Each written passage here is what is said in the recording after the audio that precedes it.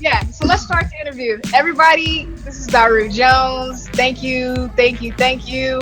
My first question for you is, what made you move to Nashville? Okay, that's a good question. So yeah, at the time, I was touring with Jack White from the White Stripes. I'm part of the solo band, and I remember in 2014, it was on the Lazaretto tour, and one of my bandmates, which he passed on, his name's Ike Owens from Long Hmm. Beach. Rest in peace, Ike. Um, on the tour, he was like, man, because we would ride together to go to go to rehearsals here in Nashville, and he was like, yo, we should move to Nashville and start like a soul movement. You know what I'm saying? And he actually ended up moving to Nashville, and everybody in the band, it was like, yeah, Nashville's coming around, gentrifying, they building up. It's a Yeah, good place to bring a vibe. You know what I'm saying? And I figured, I think when I started playing rock and roll, I wanted to expand. Like, I've been known to be this hip hop and soul drummer for over 10 years, and I was like, when I graduated from hip hop to rock and roll, I wanted to get more into that world. And right, what other place to go to do that than Nashville? And I had a close a close friend um, connected with Jack's team, and they were moving out of they place. They was looking for somebody to take them to lease. It just all worked out, and it was like, yo, I came down, checked it out. I was like, man, it might be cool. Check out Nashville, bring a little vibe down here. So yeah, that was right. the thing. I wanted to expand and get more into the country and rock and roll world. That was one of my Okay, reasons. And I downsized because Brooklyn just got crazy. You know what I'm saying? The rents, everything, went up. It's going crazy. And just to make a long story short, that was, I wanted to expand. That was one of the reasons why. And Third Man Records was here, and I was getting more of those rock and roll session work, and I thought it would be great okay. for my career. So yeah, yep. Wow, beautiful. Okay, cool. So, not really a sidebar, but a connected question. Do you know Corey Henry's brother Jay White? Because he's a really good friend of mine, and he's in Tennessee as well. That's my brother, Jay White. Yeah, Yes, I yes, love Jay yes. White. Me too. Yeah, That's my man for sure. cool. So that's awesome. I guess a lot of times cats don't realize the deep culture of music that's in the South, even though the Great Migration and all of that brought a lot of artists up north. It's funny because like I went to school in Boone, which is like an hour from Tennessee, and I Mhm. spent a lot of time in Johnson City playing gigs and shows and learning about the culture there, and Boone is really known for a huge bluegrass culture from Doc Watson. I don't know if you're familiar with that music, but all of it's based off the banjo, which happens to be an African instrument. Oh So wow, wow. yeah. So it's really deep that soul movement is happening in Nashville. That's really great. Kind of Yeah, making me want to be like, do I need to come back south? well, you know what? I'm gonna keep it 100. It's a different climate here. It took me a while to get used to it because it's not New York. It's not as It fast is. paced. You know what I'm saying? And I had to. I'm just now really getting into the vibe of Nashville, to be honest. Yeah. But it took me a while, and I want to shout out brother Corey Henry. That's my brother too. Big shout out to Jay White. I remember when Jay moved. I think we came up probably like around the same time. Okay. But yeah, I remember like many days I was just like, yo, because when I came down here, I thought it was going to be one thing. I had some people that I knew here already, and I just just think the grass was greener. You know what I'm saying? Which it depends. You know what I'm saying? But I just thought it was going to be one thing, and it was not. And I had to like find my own lane because Nashville already have a lot of great musicians here already. Yes, But they do. then they got a scene, but then they have the old heads that's been here. You know what I'm saying? They like, you ain't bringing no New York swag. So, regardless of all of the politics that I had, and everything that I've done in my career, all my Yeah. success, I still had to start from the ground up. I mean, Yep. I got love, from a particular, those that showed me love, like Rich Redmond, I'm saying, Kayo, and there's some others. Can't name everybody, and my boy Yeah. Josh Ellis. Actually, Josh Ellis from back up north. He kind of took me around, but yeah, it was just like, dang, like all this. It's all a this rude politics. awakening, right? It is. It is. It's Yeah. the South. Like, don't get it. The South is still the South. You know what I'm saying? And Yes, it is. although it's still like some things different from New York as far as people being um nice and hospitable, but it's still that other vibe which we're dealing with right now.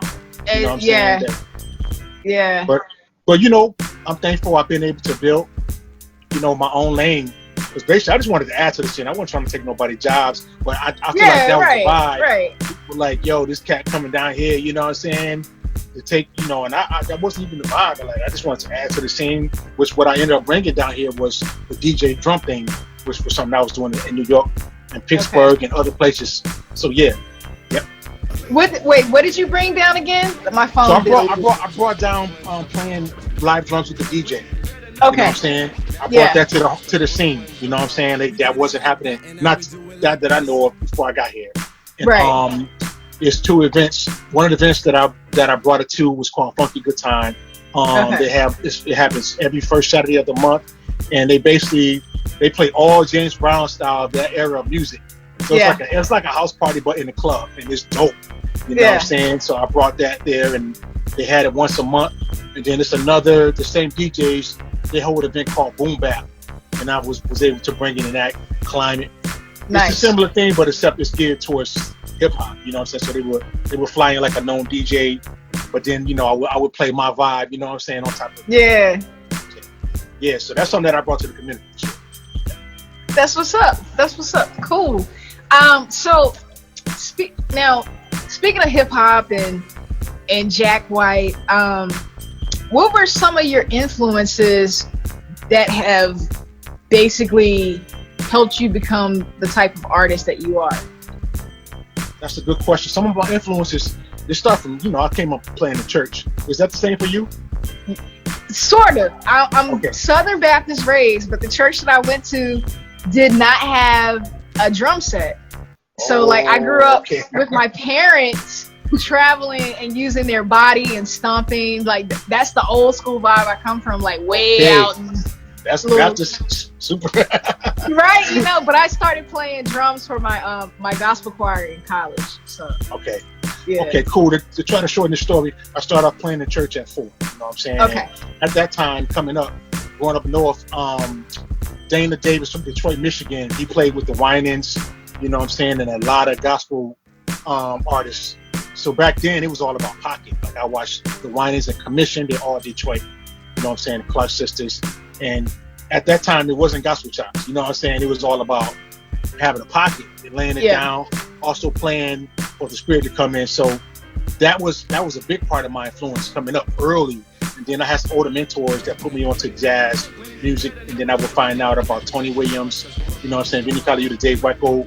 And then that started being a part of my evolution as a young teenager for years, playing jazz and that fusion with gospel trio and just doing all that stuff, you know what I'm saying? Everybody that was at the time, Jack DeJohnette, Peter Erskine, Omar King, the list goes on. So Vinny Colaiuta, those cats, they were my influence. And then I, had the evolution just like I did when I evolved from gospel to jazz. Then at the same time, being in school, I was influenced by hip hop producers.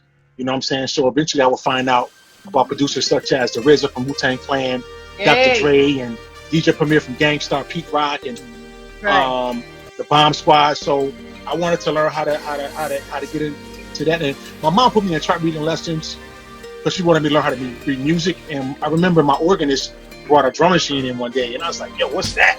You know what I'm saying? And basically, we used a drum machine to keep time, to play along, to learn, scaling and whatnot. So that's when I started learning how to produce as at 14. You know what I'm saying? Nice. And then, eventually, outside of that, later on, fast forward in my 20s, I started, really engulfing in hip hop. And then later on, I eventually I started moving into different cities, and I became like the hip hop drummer. You know what I'm saying? Outside of Questlove Amir, definitely he was definitely an influence because it was like it was the first time that I saw a drummer just have a drum kit, just a couple pieces.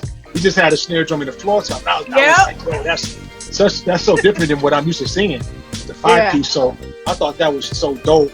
Then I started diving into the hip hop world. I was already in the hip hop world, but I started becoming the hip hop drummer. Right.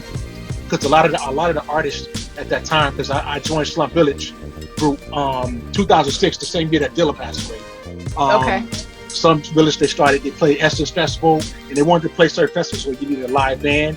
I got the recommendation from a good friend of mine, and then from then on, I became like a hip hop drummer for Tyler Kweli, Black Milk, all these hip hop legends. You know what I'm saying? And it's been amazing for my career. It's been a dream, to play music that I grew up to, or music that I was a fan of.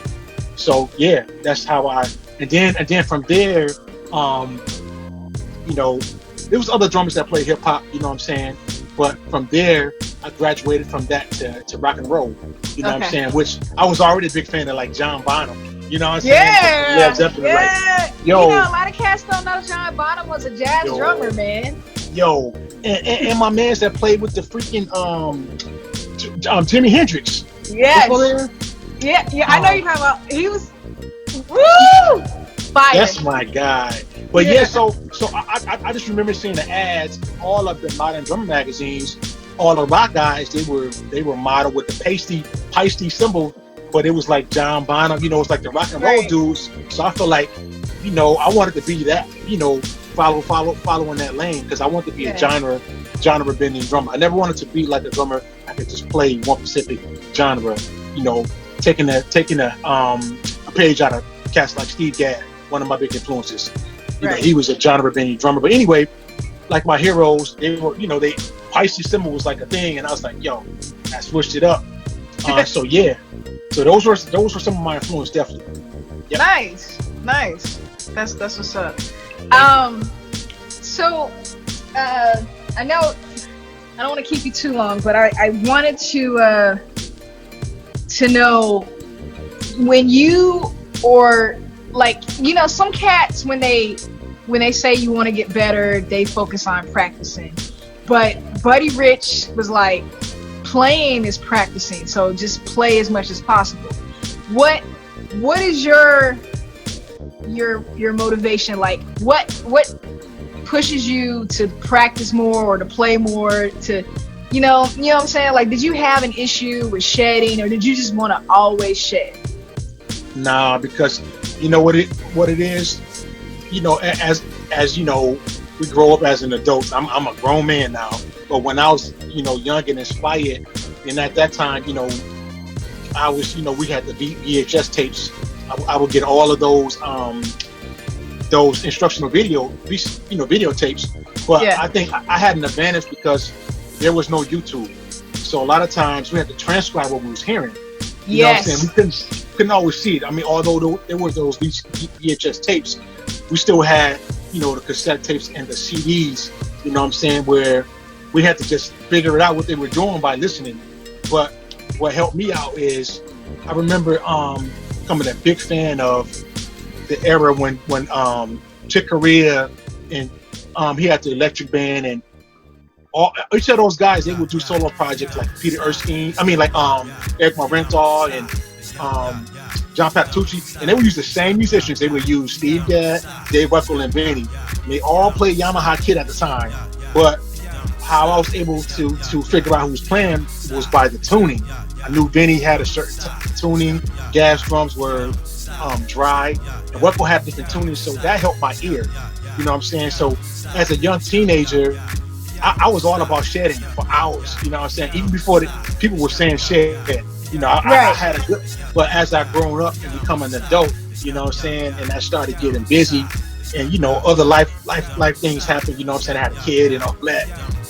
I wasn't able to practice, but what I could do was I would use my sound checks as practice. And the thing is, because I'm always listening to music, that's my practice too. You know what I'm saying? So that way, when I finally get behind a drum kit, I can just it's still in me because I'm always listening to music.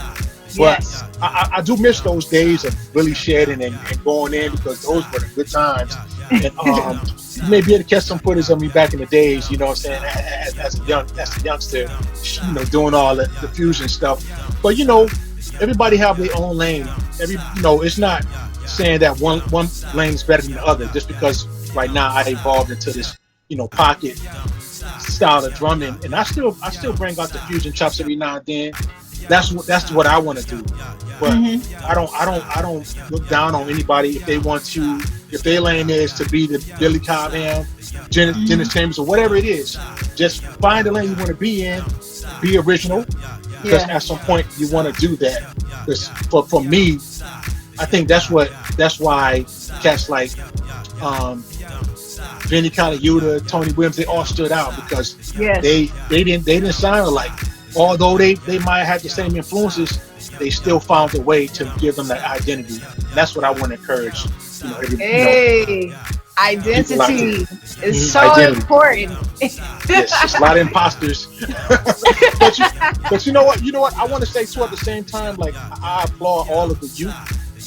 They may, because I had a different setup, and I know people be like, "Yo, it look crazy," but I don't mind the young people like copying and because that's what I did when I was a kid. You know what I'm Yeah. saying? I used to set up my kit like Benny, and even as a young adult, I did, and eventually I was like, I need to get my own setup, which I feel like I figured it out, but I did that. But when what like to say that, when you're a child, you do childish things, but when you grow up, you should at least want to find yourself, and that's on all fronts of life. You know what I'm saying? And that's my take on it. That's my Yeah. take on it. Yep. So Beautifully did that, said. did that did that answer your question? Oh yeah, it answered Okay, I know more I than went. my I kind of question. went on a tangent. It answered like 5 questions, so which is Oh what I man. like. I don't want it to be like question and ask and ask. I really like for it to be organic and whatever's on your mind, share. So it doesn't have to be some anal retentive interview. I don't like that. Okay. And I'm kind of. I know I get a little long winded because I'm excited. Like I had to, because I'm a Leo too, so I gotta tame the fire. I can be shy, you know what I'm saying, but when it's time to put on that hat, I turn into turn to business so mode. so did you recently have a birthday then maybe? Or No, my birthday's in August. It's in August 12th. August 12th. Okay. All Yeah, right. Right yeah. now it's Gemini. Okay, my brother just had a birthday yesterday, and Okay. you and him have a similar energy. So I was like, wait, maybe he's got the same. Woo. um, Yeah. so you said you listen to a lot of music. Would you Yes. mind sharing like what you're listening to right now or over the past few months? That's a good question. Um, I'm a beathead, you know what I'm saying? I'm a beathead, and I'm thankful that there's a beat community out there. I'm listening to a lot of instrumental beat tapes. Oh, Like, cool. there's a lot of Jay Dilla beat tapes out there. But I remember some of the first instrumental albums I heard was like Pete Rock, Peach Dementals came out in 2000. I So, remember that. yeah, Peach Dementals. I bought that in New York at Tower Records. I saw it in the Source magazine, and I went and got it the same day. So that was like the first instrumental beat tape. So I'm listening to it because the thing I like about beat tapes is therapeutic. You don't have to worry about listening to the lyrics because sometimes it's I love the production, but the content of what people are saying because those spirits, what I'm saying, they come out through the music, and Yeah. sometimes it brings me down. I'm Yeah. an energy guy, so instrumentals it just relaxes me and it allows me just to, when I'm practicing and playing to that stuff, it allows me to express myself. So I'm listening to a lot of beat tapes. This cat named Knowledge. Knowledge is an amazing producer. I think originally from Philly. He lives in LA. He's amazing. He's like taking on the Dilla, but he's taking it to like another level. And he's Nice. versatile, which I like. Who else? Dang, so many. And I'm a producer too, so I have to put my own instrumentals. Put it out here. Put it out here. Yeah, Do you yeah. have I've been producing, been producing since a teenager. So I have product on Bandcamp, SoundCloud, and also on Okay. iTunes. So yeah, a lot of instrumentals, a lot of beat tapes. Yeah, that's pretty much been it. It's some projects that I will check out now. That some of my heroes they have done. Like I like the Sky Zoo and Pete Rock record that they put out.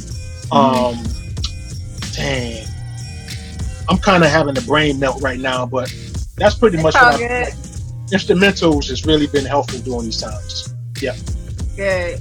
You just sparked a memory when you said beat tapes because I'm the baby and I have 3 older brothers and they used to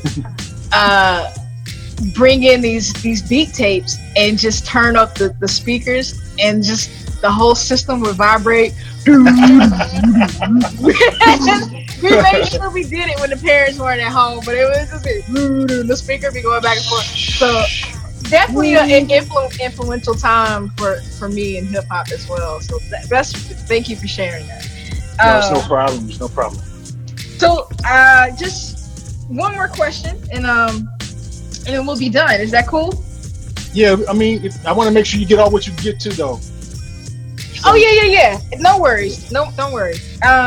We're good. I just wanted to know, as a band leader, because I know like I've read that you were Pete Rock's MD or something like that. correct. When you're fronting your own project, if you have like, what inspires you, like when you're creating, like for example, the environment we're in right now with Black lives keep being lost, like have you been inspired to create anything or make a dream project, like any goals that have come out of this negative situation? Okay, that's a good question. So is this a two-part question or just a one part? It's two-part. So like as a band leader, how are you inspired? And also because the current environment that we're in with all these Black lives we keep losing, and I want to say people of color, because it's not just Black people that are losing their lives, it's all people of color that are losing their lives. Yes. Have you been inspired to create anything new out of this situation? Yeah, so for the first question, as far as when people hire me as MD, shout out to brother Pete Rock. I'm the MD for Pete Rock and the Soul Brothers, which is a band that's been together for I think almost 2 years now. Dang, time flies. But yeah, so basically when I get any job like an MD role, I think my goal is to respect the original compositions. You know what I'm saying? That means when those producers do drops, you know what I'm saying, where they mute out the drums and bring it back in. Yeah. I want to respect and do those same things and pay attention to detail. You know what I'm saying? Like certain producers, like Pete Rock, they have a lot of layers. You know what I'm saying? When they sample, they may have a bass line, they may have another little sound. There's all these sounds, you know what I'm saying?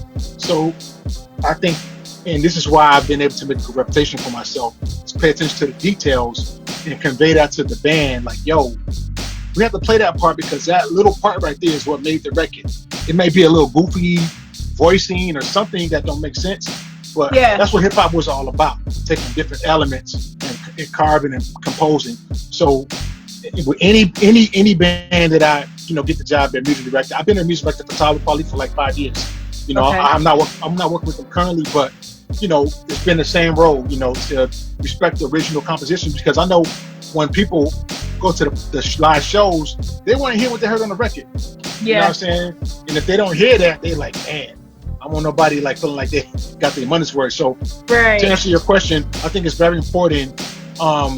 If you're hired in as a music director, unless that artist is telling you to take full creative control and do whatever you want to do, they don't want you to do any of the original compositions, you know what I'm saying, or approach, then that's a different story.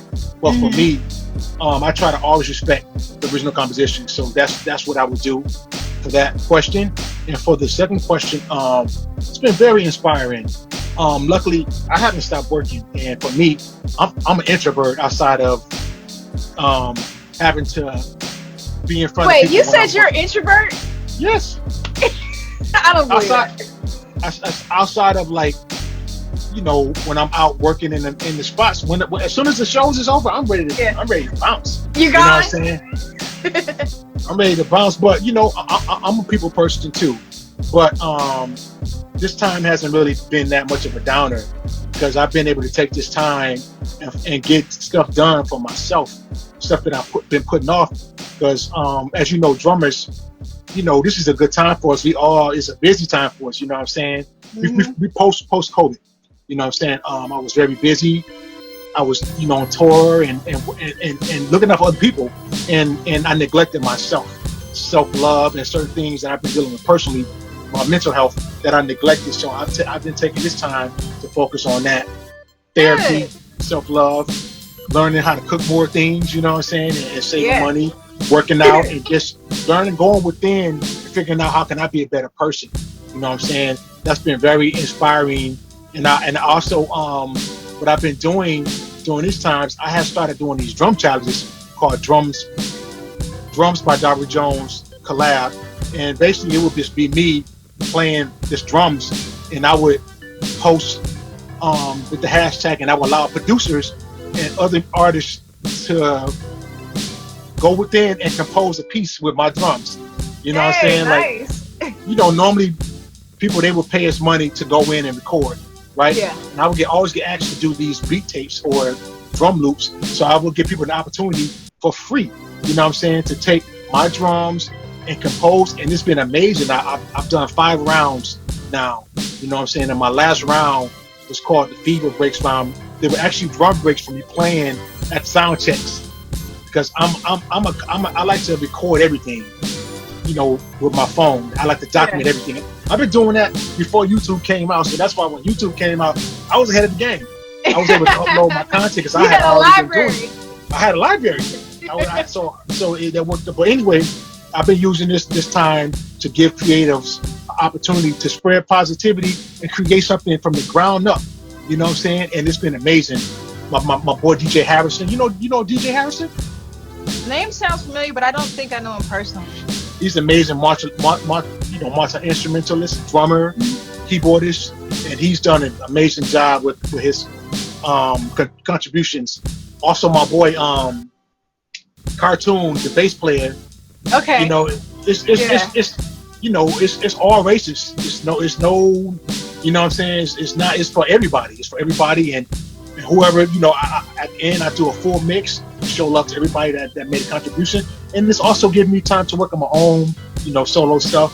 So y'all stay tuned for that, and yeah, it's been very influential, because the thing is, not to get long-winded, we have these devices, right? We have control over what we post. You know Yes, what I'm saying? So it's just like we have the control. We can put out there positive energy, or we can use our social media devices to do the opposite. So I figured, since I have this, this voice, I want to use it to spread love, and I just been taught that prayer changes things.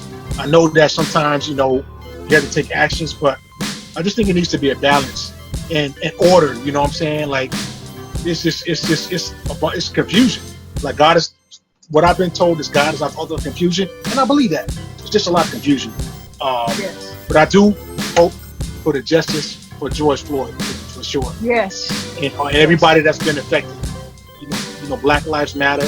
And all lives matter, but in this time, Black Lives Matter. Black Because lives. you know what's been going on, and yeah, I want to take my social media and my music and contribute and help, stop in racism.